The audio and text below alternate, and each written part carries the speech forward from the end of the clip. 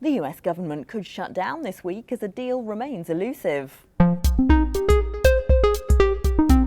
It's Monday, 29th of September, and here's what you need to know.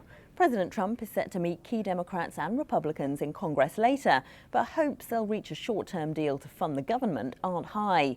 Without a deal, the federal government officially runs out of money at midnight on Tuesday.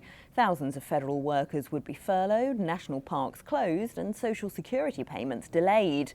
The release of key statistics would also be postponed, like this Friday's crucial jobs report. Our chart of the day is the dollar. Historically, shutdowns haven't had much impact on financial markets, but the dollar is falling on the prospect of this one because it could drag on. The longest government shutdown in history was 35 days during President Trump's first term. A long shutdown this time could leave the Fed flying blind when it next sets rates at the end of October. Markets see a 90% chance of another cut then, but without data, policymakers could be more cautious. Our number of the day is 39,000. That's the forecast for the number of jobs the US economy added in September.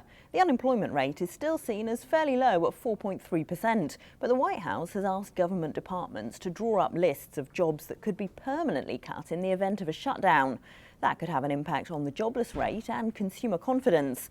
Bank of America estimates a shutdown costs 0.1% of GDP for every week it lasts.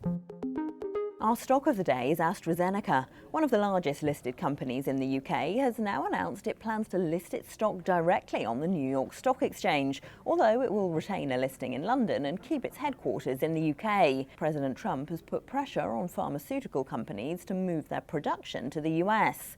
A 100% tariff on foreign-made drugs kicks in on Wednesday, although it's still not clear if that's on top of existing duties. And that's what you need to know this morning.